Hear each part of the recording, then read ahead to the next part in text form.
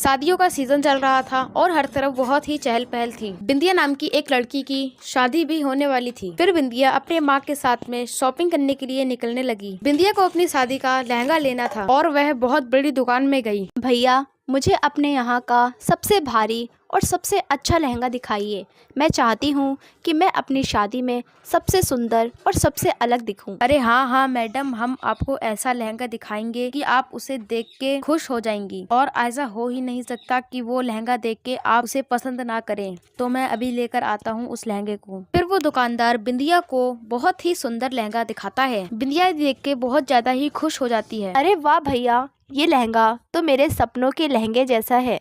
मुझे ऐसा ही अच्छा लहंगा चाहिए था। अब तुम्हें लहंगा इतना ही पसंद आ गया तो इसको जल्दी से ले लो और फिर घर चलो, क्योंकि घर पे बहुत काम है। बिंदिया की माँ दुकानदार को पैसे देने लगती है। फिर बिंदिया दुकान से बाहर आ जाती है और सड़क पार करने लग जाती है। अभी वहाँ से अचानक से एक ट्रक आके उसे टक्कर मार देता है। अभी पीछे से बिंदिया की माँ आ जाती है और वह देख के रोने लग जाती है। नहीं, ये क्या हो गया? बिंदिया उठो बिंदिया उठो।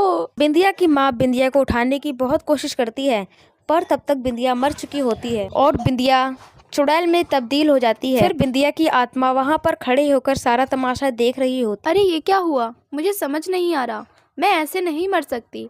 अभी तो मैंने अपने सपनों का लहंगा खरीदा था। मैं ऐसे कैसे मर सकती हूँ? अरे मेरी शादी, मेरा लहंगा, नहीं। फिर बिंदिया की माँ बिंदिया की लाश को उठा के ले जाती है। बिंदिया अपनी माँ और अपनी लाश को ले जाते हुए देख रही थी और वह कहती है, अरे ये सब क्या हो गया? चुड़ैल को कुछ भी समझ नहीं आता कि वो क्या करे। फिर वो पास के एक पीपल के पेड़ में जाके बैठ जाती है। 2 दिन बीत जाते हैं और चुड़ैल वहीं पर बैठी रहती है। तभी उसका ध्यान उस दुकान में जाता है जिससे उसने वो लहंगा लिया था। बिंदिया की माँ उसका लहंगा लौटाने गई थी। अरे नहीं, माँ मेरा लहंगा लौटाने वापस आ रही हैं।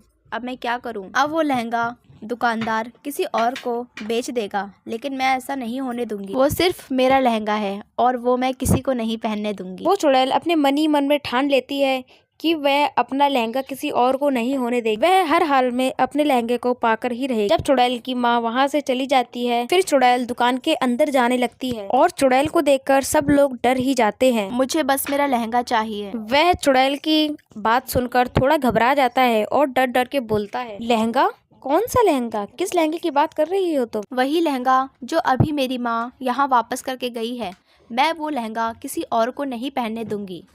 ओ अच्छा, अब मैं समझा। लगता तुम उसी लड़की की आत्मा हो जो 2 दिन पहले एक ट्रक के नीचे आकर मर गई थी। देखो चुड़ैल बहन, मुझे माफ़ करना, लेकिन तुम्हारी माँ इस लहंगे के सारे पैसे वापस ले गई है। अब मैं ये लहंगा तुम्हें नहीं दे सकता। मैं कुछ नहीं सुनना चाहती, मुझे मेरा लहंगा चाहिए। सुनो मेरी बात, मैं तुम्हें अच्छे से समझा रहा हूँ, यहाँ से चली जाओ, नहीं तो वरना मैं बाबा आपा को बुलाकर तुम्हें बोतल में कैद कर दूंगा। ये सुनकर चुड़ैल थोड़ा डर जाती है और दुकान से चुपचाप बाहर आ जाती है। पर अब वो चुड़ैल पूरी नजर उस दुकान पर रखने लगी थी, क्योंकि उसे हार नहीं माननी। एक दिन उसने देखा कि एक लड़की उसी का लहंगा लेकर दुकान से बाहर आ रही है। यह देखकर चुड़ैल आग बबूला हो गई। इस लड़की की इतनी हिम्मत कि ये मेरा लहंगा पहने। फिर उस चुड़ैल ने उस लड़की का पीछा करना शुरू कर दिया। उसका पीछा करते करते चुड़ैल उसके घर तक पहुंच गई थी। लड़की अपने घर के अंदर चली गई और चुड़ैल खिड़की से देख रही थी उसे। आओ राधा, कैसी रही तुम्हारी शॉपिंग? हाँ माँ, मुझे मेरी पसंद का लहंगा मिल गया है और उससे कई ज्यादा अच्छा लहंगा है। मैं बहुत खुश हूँ। जब मैं ये लहंगा पहन कर आऊंगी ना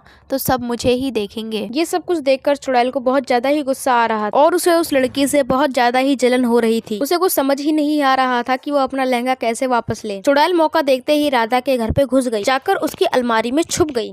तभी वह राधा उसकी अलमारी से कपड़ा रखने आती है। जैसी वो अलमारी खोलती है, उसके अंदर चुड़ैल देखकर वह बहुत तेज तेज की चिल्लाने लग जाती है, बचाओ बचाओ चुड़ैल।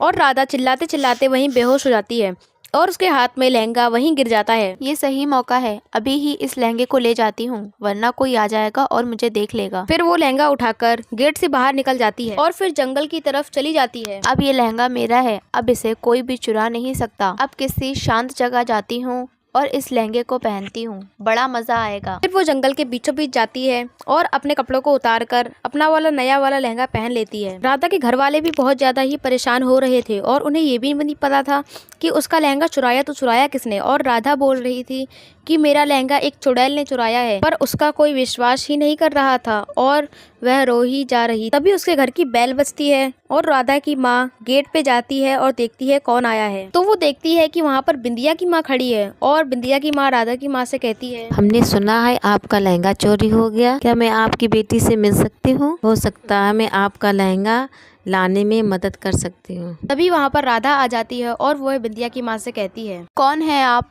और आप मेरा लहंगा वापस लाने में मेरी मदद कैसे करेंगी? मैं इन लोगों से कब से कह रही हूँ कि मेरा लहंगा एक चुड़ैल लेकर गई है, लेकिन ये लोग मेरी बात सुन ही नहीं रहे। नहीं बेटा, मुझे आपकी बातों पे पूरा यकीन है। वो चुड़ैल कोई और नहीं, मेरी बेटी है। कुछ दिन पहले उसकी दुकान के सामने मौत हो गई थी। ये सब सुनकर सब लोग हैरान रह जाते हैं और बिंदिया की माँ राधा को सारी बात बता देती है। लोग जंगल में आ जाते हैं और उस चुड़ैल को ढूंढने लग जाते हैं और जंगल में चुड़ैल लहंगा पहनकर नाच रही थी और वह बहुत भी खुश थी। बिंदिया की माँ उसे नाचते हुए देख लेती। वाह, क्या सुंदर लहंगा है, मुझ पर तो ये और भी सुंदर दिख रहा है। फिर चुड़ैल हंसते हंसते गोल गोल नाचने लगती है। फिर बिंदिया की माँ उससे कहती है, रुक जा बुंदिया। अरे माँ, तुम यहाँ? अच्छा चलो, जो भी है, देखो मैं कितनी सुंदर लग रही हूँ। ही। देखो माँ, भले ही मेरा सपना सच ना हो पाया हो, लेकिन ये सपनों का लहंगा तो आज मेरे पास है। मैं इसे पहनकर कितनी सुंदर लग रही हूँ। ये लहंगा तेरा नहीं है, किसी और का है। ये लहंगा तूने चुराया है। तूने अगर ये लहंगा वापस नहीं किया तो उसकी शादी नहीं हो पाएगी। माँ, तुम मेरी तरफ हो या इस लड़की की तरफ, मैं ये लहंगा किसी को नहीं दूंगी, वरना मैं इस लड़की को जान से मार दूंगी। अगर तू नहीं रुकी ना तो इस लहंगे के साथ तुझे भी जला दूंगी। तू किसी मासूम की जिंदगी नहीं बर्बाद कर सकती।